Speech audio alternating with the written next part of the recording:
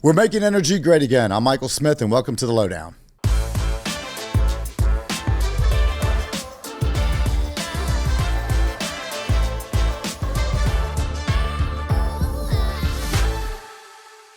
Hello, everybody. I'm Michael Smith. Welcome to the Lowdown. And today we're talking about CERAWeek by S&P Global, and we're going to do a recap. And I have our special guest, Edgar Pelaez. Thank you very much, Michael. Happy to be here. Thank you. Well, I'm going to take this off now. So by the time you've seen what this says, we'll talk more about this in a minute.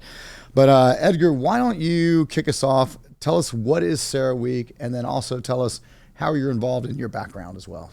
CERAWeek by S&P Global is an annual meeting of global energy industry leaders that started in 1983 after Daniel Yergin, well known as the author of The Price and many other energy books, yes, and Jamie Rosenfield started CERA, Cambridge Energy Research Associates.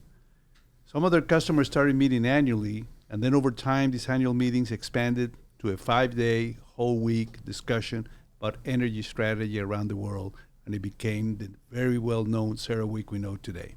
Well, you mentioned Daniel Yergin, and I'll tell you, for those, and especially Texas now has a lot of people that are just coming to Texas. They're learning about how energy efficient or how much energy is involved in Texas, and that is, if you read the book The Prize, that will give you the blueprint for the foundation of how energy got started in this state and in this country. So I give a lot of credit to Daniel Yergin. I've read, as you have, a lot of his books as well. So when you talk about CERAWeek, how big has this become? I mean, Daniel Yergin's a big in the industry. He's widely read, but how well attended, and maybe comparison to OTC, how big is CERAWeek?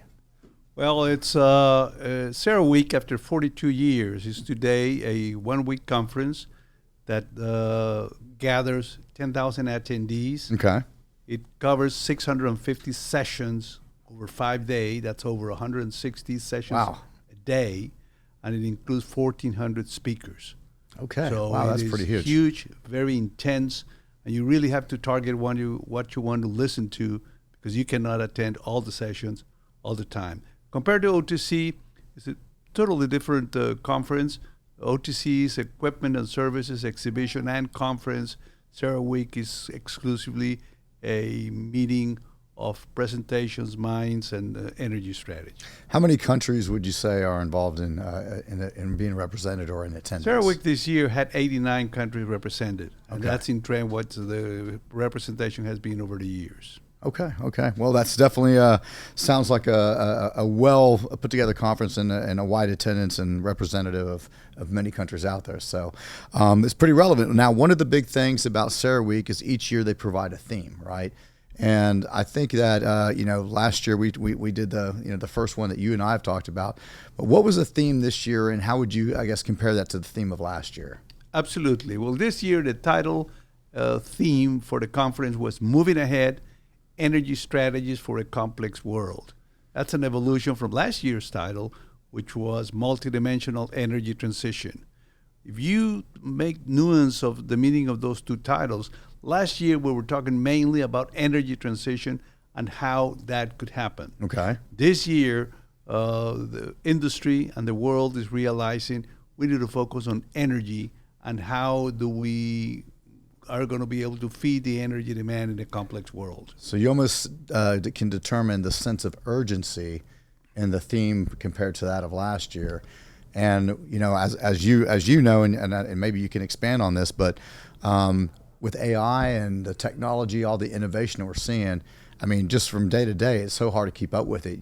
And technically, the energy industry has been pretty slow to adapt to these things. But I think you see now the impact AI is having in just about everything. But I thought maybe you can expand on that front for us as well. Absolutely. The energy industry, and specifically the oil and gas industry, has always been labeled as being slow to adapt to technology changes. Yes. We still drill wells turning to the right, and we haven't figured a way to do it differently. But clearly, the environment today is causing the energy industry in general to accelerate the pace. AI was a backdrop of just about every presentation, just Sure. about every topics, and we're focusing on supplying the energy demand of the world and the realization that the development of the world is going to require a lot more energy. Well, I think one of the things that, and by the way, we're gonna put a link to Petroleum Magazine, which your article that you wrote, and if I recall, one of the things you put in there, the developed economies, expend about 4 times the energy of that of a non-developed country, and so that's a pretty significant difference. But what are you seeing as you kind of break down some of the other themes? What are they saying about the energy demand and how we're going to meet that? Well, Michael, there was a very good representation for all sectors of the energy industry. We heard from the U.S.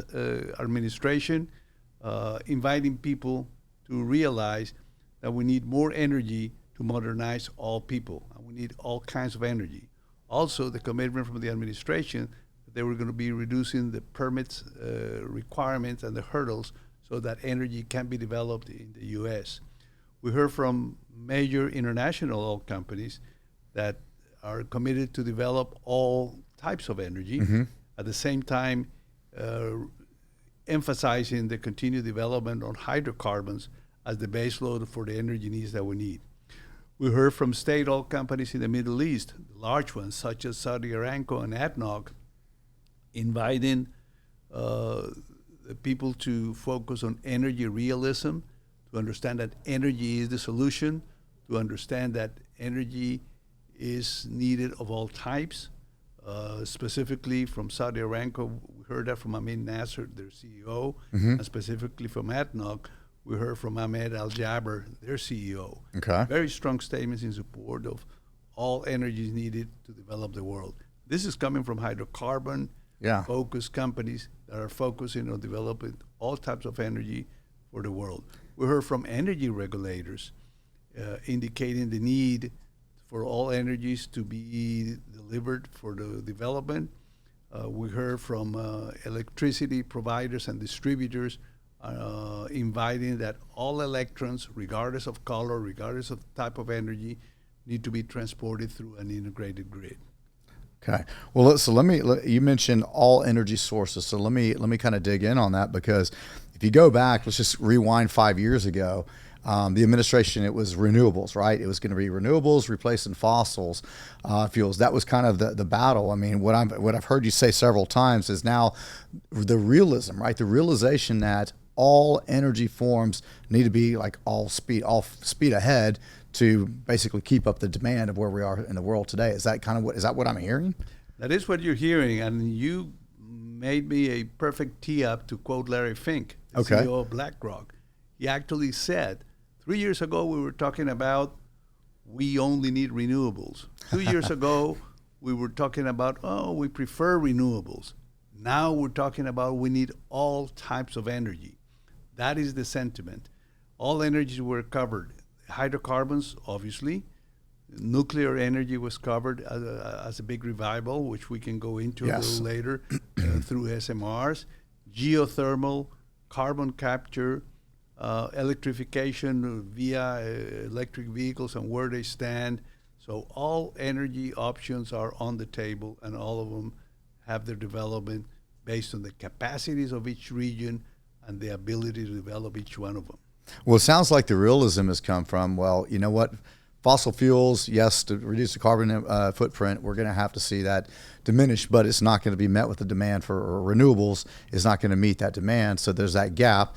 Did anything in particular stand out as far as, kind of bridging that gap? What would you say that some of the sources of energy would be needed? Well, first of all, let's stress the gap. Okay. Clearly, there was a common statement by several people that the renewables growth is not able to meet the demand growth entirely, and the hydrocarbons are needed to bridge that gap.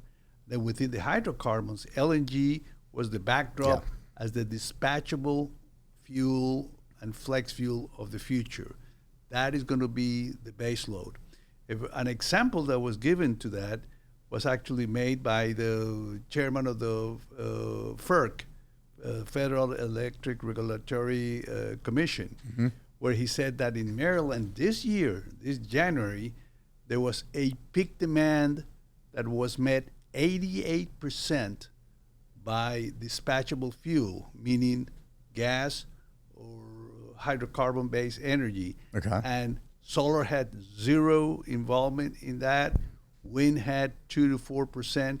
So to meet those peaks require traditional energy. Okay. Wow.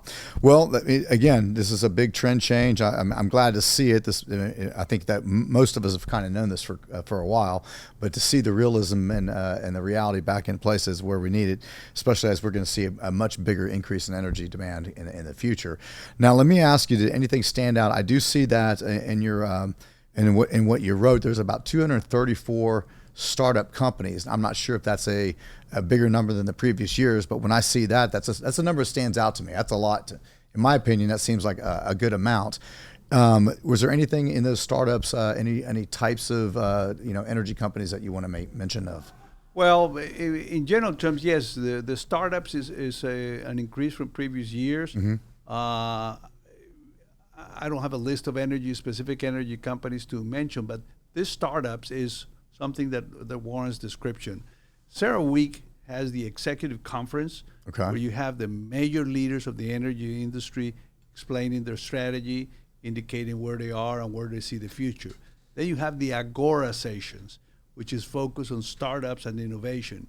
And that's where the major oil companies sponsor development programs in different types of technologies that are showcased in different types of modules for potential investors to come in and see them, for them to present where they are, and to just showcase what the developments they have towards development.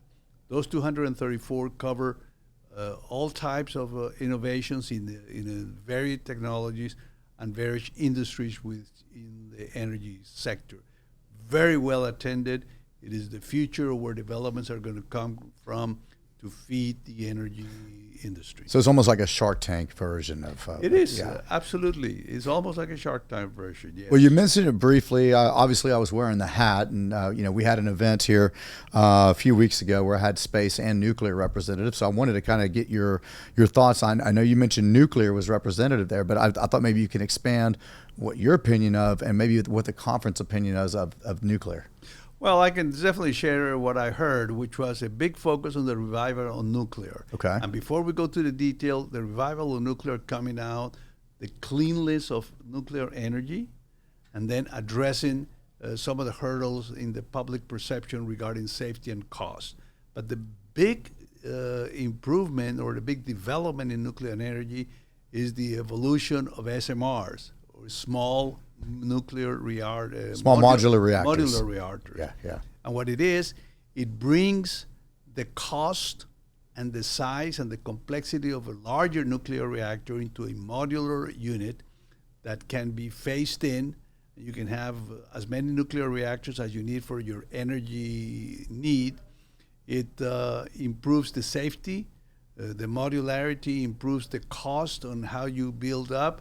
And that seems to be the future of nuclear and the key to revival. So we're going to see less large-scale traditional reactors, which are more complex, more costly, and longer to build, and more small modular reactors. Well, Texas is leading on this front. So Greg Abbott has established, Texas Nuclear Renaissance. And then recently, actually, one of the speakers at the event that we just had, Matt Lozak, he's with the company, or he's the CEO of the company, ALO. They just revealed, and Abbott was part of that, but they just revealed their small modular reactor. And when you look at this, it looks nothing like the traditional ones that we owe. Like, kind of back to what you said, there's been a bad reputation of nuclear because we think of Chernobyl, we think of what happened in Japan, and that is completely different. I mean, these can be operated, they can be put up quickly, they don't take the years. And I think one of the big things, and you alluded to it earlier, sounds like across all the industries in terms of energy, deregulation is seems to be a theme. Is that what I'm hearing? That is what you're hearing. And also, as an example of what ALO was able to get a permit through the Department of Energy that was of a quicker pace than a traditional way to get a nuclear reactor permit. That is helping in those sectors where those type of regulations are available. But the velocity of being able to build it and the cost is clearly a factor that is going to aid in their deployment. We're just curious, how long would it typically a permit take to get? I mean, what would you say? A permit for a nuclear reactor can take 4 to 6 years Yeah. or more. That's what I thought. And the modular reactors, as I'm hearing, are going to take less than half of that time. Wow. That's what we need. I mean, absolutely. If we're going to have, to meet this demand, we're going to need the regulatory environment to be favorable. And that's something that has not been the case for quite some time. Absolutely. Well, so I want to maybe kind of wrap this up. And now I look at the data CERAWeek, and it was before the tariff madness, before Liberation Day. But we all knew that tariffs were potentially on the floor, or going to potentially happen. So the rumor of what was going to happen with tariffs was already there. My question to you is, was there any discussion about the tariffs, and maybe your opinion on, now that we know what happened afterwards, how do tariffs impact the energy markets and maybe in the short and the long term? Well, certainly during CERAWeek, there was no forecasting or indication of what we were going to see a few weeks later. However, my opinion is that the fundamentals of what was discussed in CERA regarding the long-term trends of the world energy needs and the strategies to address them, I don't think they have been changed by the events that we saw or are we seeing a few weeks later. On the other hand, I don't think we've seen the end of where the trade environment is going to end up. True. After the tariffs are going to be settled. So at this point in time, making any predictions on how that's going to be is probably a little challenging and risky, and I wouldn't venture into that. What I will say is that wherever the trade environment settles in is going to dovetail into the long-term energy fundamentals regarding the need and regarding the supply and the demand. And I think we'll see. But the fundamentals haven't changed, and I think the big message of CERAWeek will sustain.